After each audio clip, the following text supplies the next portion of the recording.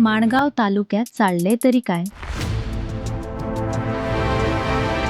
पर्यावरण संवेदनशील भागात उत्खनन आणि आता वृक्षतोड.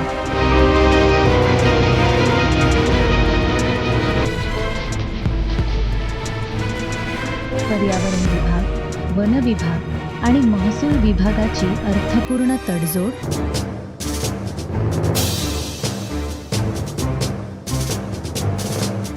2 दिवसांपूर्वी जागतिक पर्यावरण दिन साजरा केला गेला. पण खरंच साजरा केलेल्या दिवसाचा काही फायदा या पर्यावरणाला होतोय का?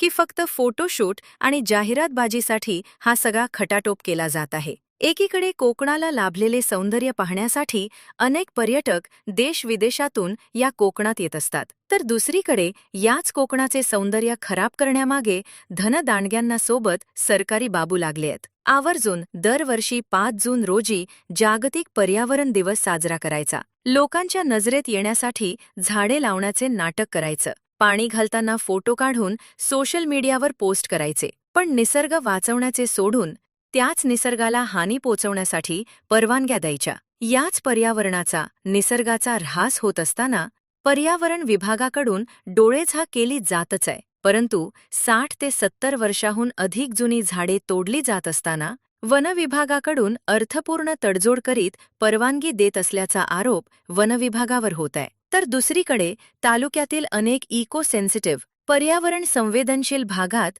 उत्खनन, वृक्षतोड होत असताना आणि माणगाव तालुक्यातील पर्यावरण संकटाच्या उंबरठ्यावर असून देखील महसूल आणि वनविभागाचे अधिकारी कारवाई करण्याचे सोडून हातावर हात धरून गप्प बसल्याचे आरोप पर्यावरण प्रेमींतून केले जात आहे. शिवाय या लाकूड माफियांचा देखील लवकरात लवकर बंदोबस्त करण्याची मागणी पर्यावरण प्रेमींमधून करण्यात येत आहे. माणगाव तालुक्याला लाभलेलं निसर्ग सौंदर्य कुठंतरी नष्ट होताना पाहायला मिळत आहे. आपण एका बाजूला बघू शकता हिरवागार डोंगर आपल्याला बघायला मिळते, तर दुसरीकडे वन विभागाच्या अनास्थेमुळे इथे बोकण झालेलं हे जंगल दिसत आहे. इथे मोठ्या प्रमाणावरती सागाचं किंजळ, जे शासनाने निर्बंध लावलेले आहेत, अशी झाडं ही तोडण्यात आलेली आहेत. सद्यस्थितीमध्ये तालुक्यामध्ये अनेक भागांमध्ये दिवसरात्र डोंगर पोखरण्याचे काम तर चालूच आहे, परंतु असे असताना नैसर्गिक रचना देखील उद्ध्वस्त होताना पाहायला मिळत आहे. दुसरीकडे जंगल साफ केलं जात आहे. त्याच्यामुळेच वन्यजीवांच्या आदिवासामध्ये प्रवेश केल्यामुळे आता वन्यजीव देखील कुठेतरी मानवाच्या वस्तीमध्ये प्रवेश करताना आपल्याला पाहायला मिळत आहे.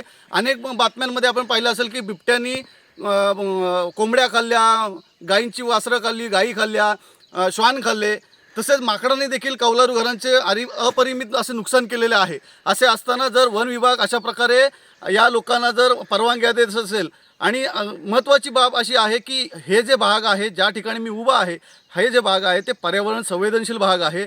अशा ठिकाणी कुठल्याही प्रकारचं उत्खनन, झाडतोड किंवा इतर कुठलेही कारखाना किंवा जाळपोळ असे करण्याची परवानगी नसते.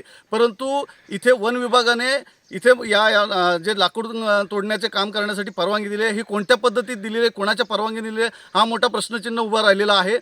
मुळात पर्यावरण संवेदनशील भागामध्ये जर वृक्षतोड करायची असेल तर त्याच्यासाठी जिल्हाधिकारी यांची परवानगी घेणं बंधनकारक असतं. सोबतच उपवन संरक्षक जे आहेत त्यांनी इथे येऊन किंवा RFO यांनी स्वतः इथे येऊन पाहणी करावी लागते, त्यानंतरच ही झाडं तोडण्याची परवानगी देण्यात येते. परंतु असं असताना इथे वन विभागाने कोणत्या पद्धतीने इथे परवानगी दिली याची आम्हाला शाश्वती झालेली नाही. कारण आम्ही काल या वन विभागाच्या अधिकाऱ्यांना जाऊन भेट दिली होती, परंतु वन विभागाच्या अधिकाऱ्याने आम्हाला उडवाउडवीची उत्तरं दिलेली आहेत.